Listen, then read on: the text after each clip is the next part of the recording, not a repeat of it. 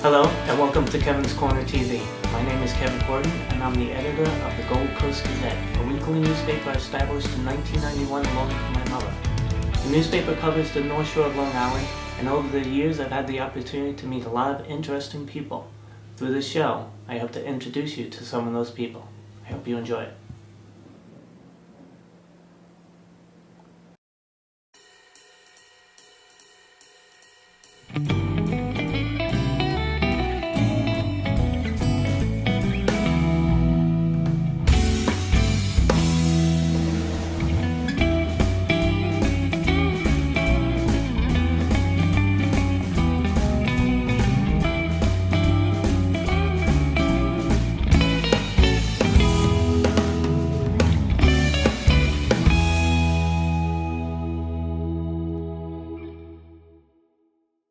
Okay, welcome to this segment.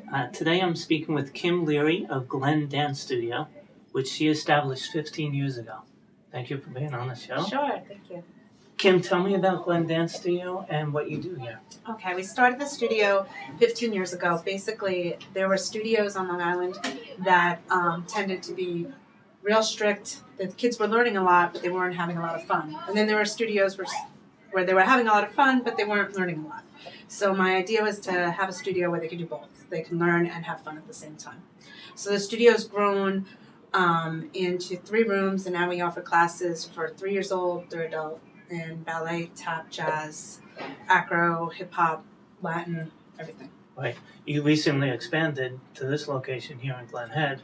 You started in Glen Cove, correct? Yeah, we started in Glen Cove. First we were in a 1-room studio, and then we went down the block, we expanded again, and then the time just came for us to move to a bigger, nicer space. So now we moved down here and we have 3 rooms, a music room, and more parking, and it's a lot nicer space. Now, what classes do you teach here? I mostly teach the ballet and the jazz classes now, and the preschoolers, the little guys. Right. And then you have different teachers. Right, we have 12 different teachers, which is nice because then certain children tend to click better with some teachers than others.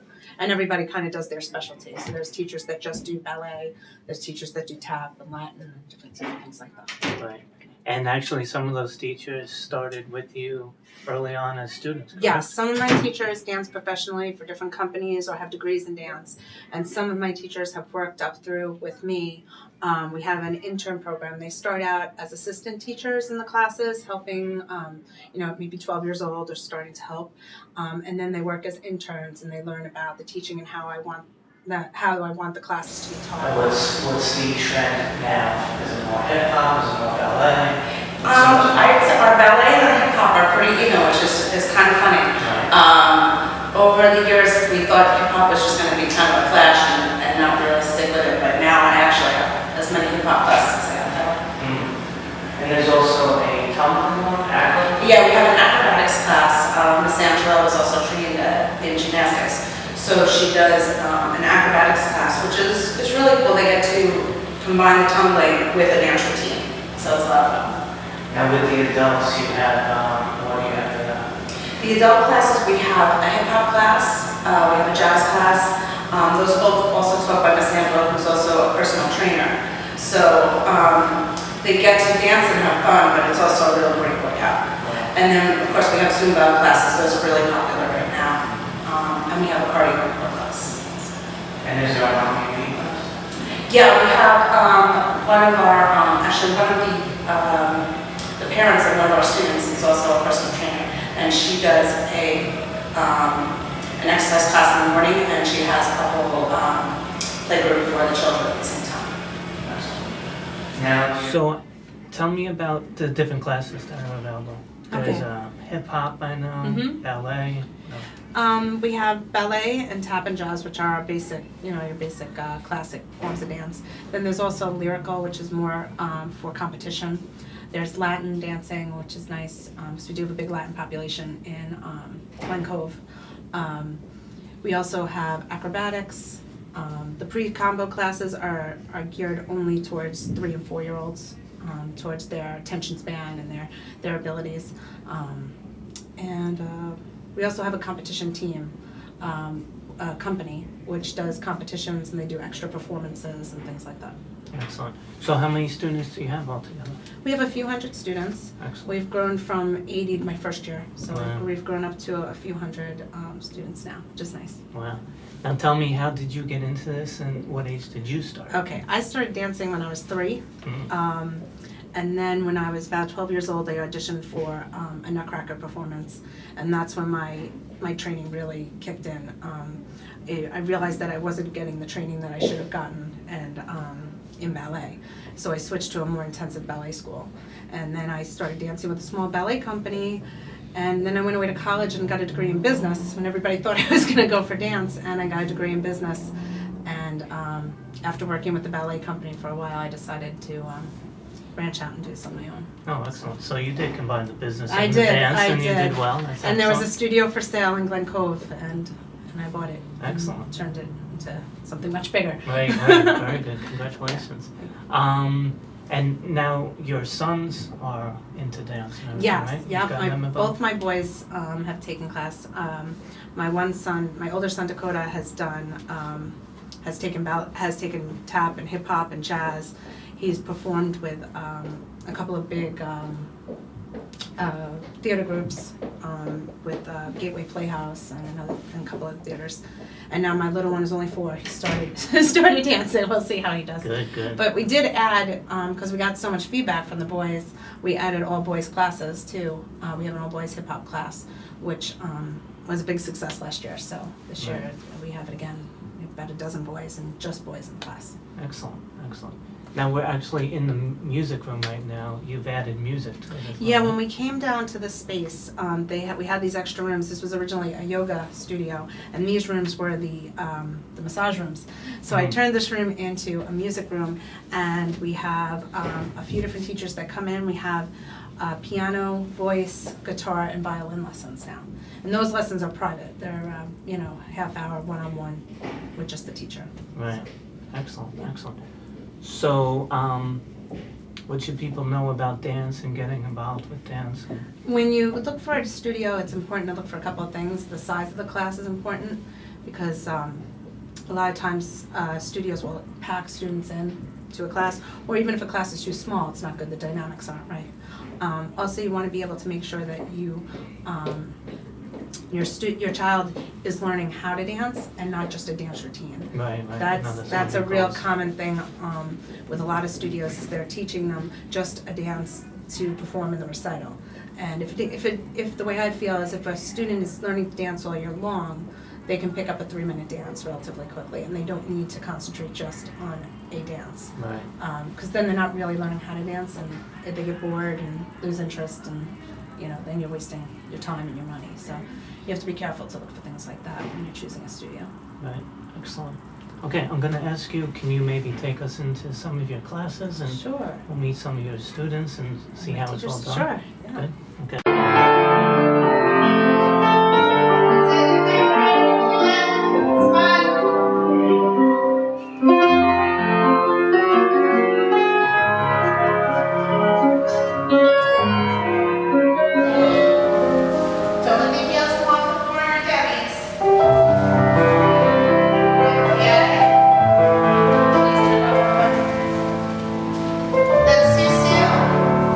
Susu, up, forward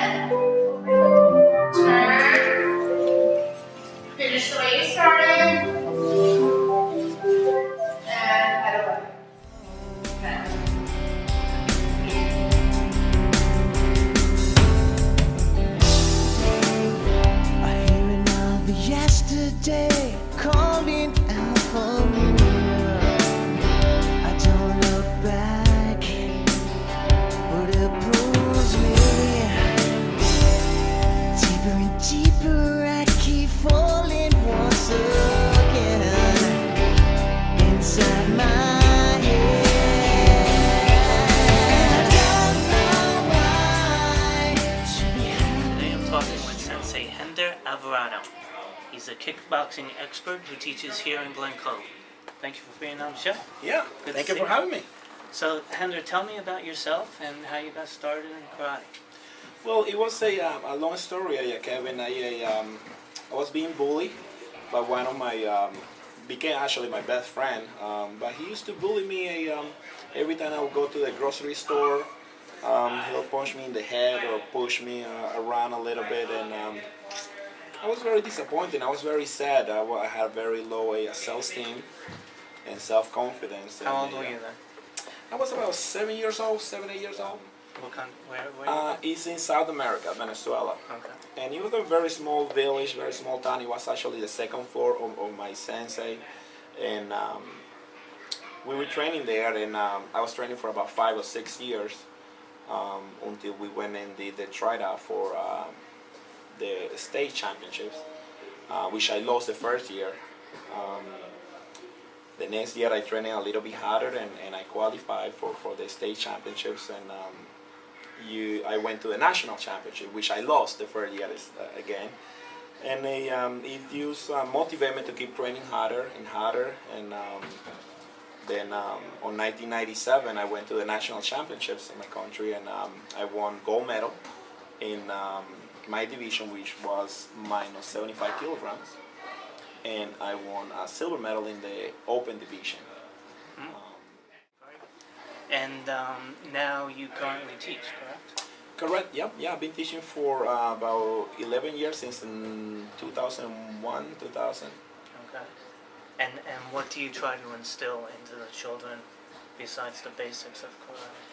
Yeah, it's self-defense, it's discipline. Martial art is really a way of life. It's my students learn that it's not just enough to do the perfect roundhouse kick or the perfect front kick, or they can be Bruce Lee in the dojo, in the training arena. But what I'm really looking forward is for them to be good at school, to be good at home, and before they get any testing bell or before they get any new bell, I have to receive a letter from the parents saying that his son or daughter is being behaving well at home. I have to get a letter from the teacher saying that the student is not punching his teammates at school.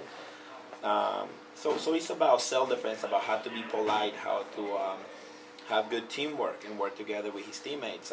I think that's one of the strong points about my lesson, that not only they learn discipline, but they have fun in the process. Right. Excellent. Excellent. And what age do they start at the youngest? The youngest that I get is about 2 years and a half, 3 years old. We have age-specific program, which means separate everybody by age group. I have a 3 and 4 years old program that I call Little Dragons. And in that program, we just teach them some balance, some coordination, the difference between left and right. So we have them kick with your left, punch with your right. Then we have our Little Ninja program that is 5 and 6 years old. We go in that a little more combination. Kick with your left, punch with your right. 2 punches with your left, 1 punch with your right. And at the same time, we're working in memory. Make sure they remember the combination. We also have our 7 and 8 years old that we call our future kids. In that program, we start teaching a little bit more the basic of the blocks, a little bit more the basic of the kicks and the punches. And then we have our karate kids, which now they learn a little more of the tradition of the karate. They learn a little bit more formal way of the bow, or the yes sir, or the no sir. They learn more of the kata. They learn more of the explanation of the kata, which is every move that we do has a meaning. So they learn a little bit more of that. And then we have our adults that not only they learn the blocks and the katas and the sparring, but they also learn the philosophy behind martial arts and behind karate. Good, good. Now with the adults, you teach them self-defense and stuff? Yes, the adults, they many of our adults, even parents, they think that karate is about punching somebody or getting hurt, or I don't do karate because I'm afraid I'm going to get hurt, or I need my hands to work. And I have a couple doctors in my school that are currently members. I have some lawyers and accountants that they come and then they realize that it's a very safe sport. Believe it or not, we take a lot of care in our safety. That's number one. And myself as a coach, safety is the priority in here in my school. And we use protective equipment. We minimize the contact. And when there is contact, everybody's properly equipped with equipment and protective equipment. So yes, they learn self-defense. We have currently a kickboxing program that is I love kickboxing.com, and in that program we not only teaching the boxing skills, the kicking skill, but they also learn how to defend themselves and lose weight in the process. So. Excellent, excellent. Now we have here some of the belts. Tell me what each one of these is called. This is a white belt, obviously. This is a beginner, right? Yes, yes. Now, when they Kevin, that's a good question. When they come into my school, they come with no belt. Mm-hmm. So they train for about 3 days or 4 days with no belt. We believe that every belt has to be earned. And even the first belt, it has to be earned. And if they come to class, if they show up on time and they show that they at least trying the techniques and listening and following direction, then at the total for class, we award them the white belt. Now, these belts, you can see they're all white, and they have a stripe in the middle. We use this type of belt for the 3 and 4 years old, 3 to 6 years old, excuse me. So they get the yellow, the orange, the green, the purple. So now, back in the day, Kevin, there were only 6 or 7 belts when I did karate. Now we have about 30 belts in my system. And the only reason we do that is because for me to get from yellow to orange, that was the second belt, I have to train for about 2 years. Now with the more modern way of teaching, we try to give incentive to our students or short goals. So we give them a belt. We don't give them a belt. We award them a belt that they say they have 2 or 3 months to get a yellow belt, 2 or 3 months to get an orange belt. So they haven't get a solid belt yet, but they have short goals that they are advancing, they're moving forward to the ultimate goal, which is the black belt. So this is the 3 to 6 years old. Then we have a camel belt. Maybe later we can get a little shot there in the other side. And the same principles. They have the color in the belts, and then for the 7 and 8 years old. And then we have the solid belt for our 9 years old and up. All right, cool. Okay, good. And how many black belts do you have? Currently, we only have about 6 black belts. It's a long journey that sadly not many people get to finish. And sadly, one of the reasons is not only the kids and they being teenagers. Mostly is the parents that it's really a big commitment for the parents. It's about 5 to 9 years that you have to commit to a sport, and you have to be consistent. And sometimes the parent have to drive his son or daughter to school, have to wait an hour there, have to prepare 30 minutes before, have to drive 30 minutes after, have to do more laundry, have to go to tournaments, and on top of that have to pay a monthly tuition. So as soon as the student says, I don't want to do karate, unfortunately the parents say, okay, all of a sudden I have 16 that I cannot do. But we have many dedicated parents that are here day after day and week after week, month after month, year after year, that they're really reaping the benefit after so many years. I remember I wanted to quit many times, and my mom always said, okay, you don't want to go to karate today? That's fine. You have to go in and wash the dishes.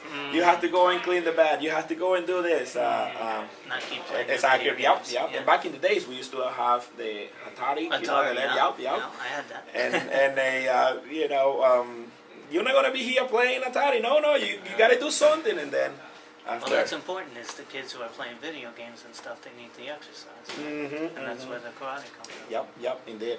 It's a very safe, like I said, safe sport, and not only that you learn how to defend yourself, but you get discipline, and you carry away to the lifestyle. It's a way of life, like I said before, but the parents are really the ones that have to know what is good for the kids and really support them in the long journey that is karate. So. Cool. Okay. Can you show me a couple basic ones? Absolutely. can definitely do that. We'll head out into the gym and just demonstrate some basic moves. Let's do this. All right. Expand!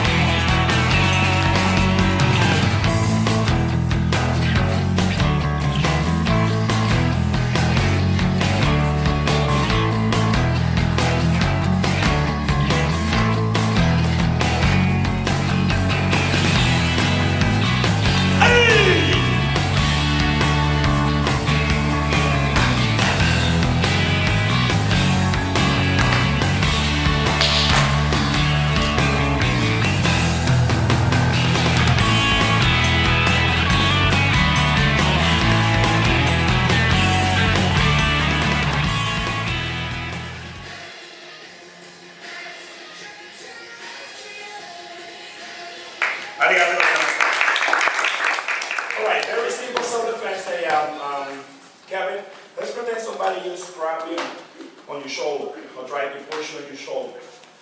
Ready? And first thing you want to do is get into a good guard stand. Now, right away in there, you're losing your balance. Break the grab, push, kick, grab, and counting wrap. Alright? Hey! Ready? Here we go. Hey, stop! Hey! Hey! Hey!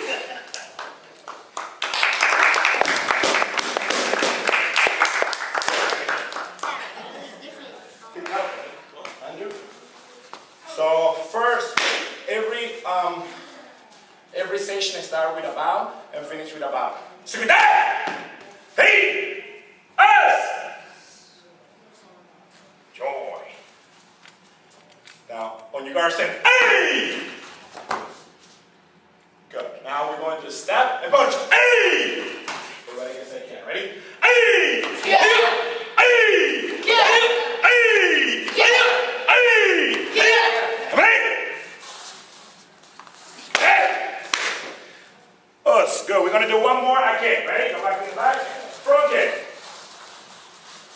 Look at that. Us. Joy. And you guys say, hey. So we're going to do a front kick. Front kick, left in the front. Ready? Go like that. Inch. Yeah. Hands up. Knee. Yeah. We're in the front. Side. Kick. Yeah. One more. Yeah.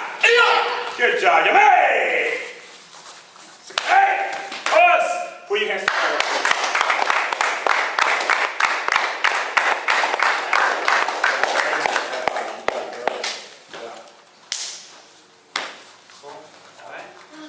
That's good. Very good. All right. What else? What do we do? Gonna get the girls to do some kickboxing maybe? Yeah. All right. Put your gloves on, Sarah. Oh, Yolanda, put your gloves on. So I'm just gonna demonstrate the first step, the basic. Put your gloves. Hee, up, hee, hee, top, top, two, up, up, three, hey. Three, up, three, four, okay, hey, again, down after, hey, up, yeah, hey, come back, yeah, come back, okay, hey,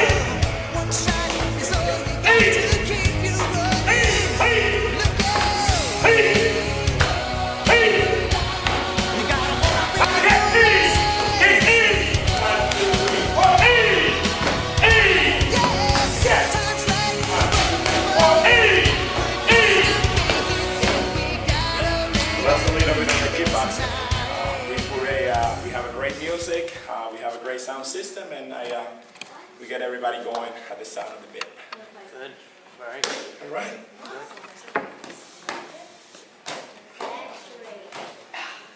All right, what do you think, please?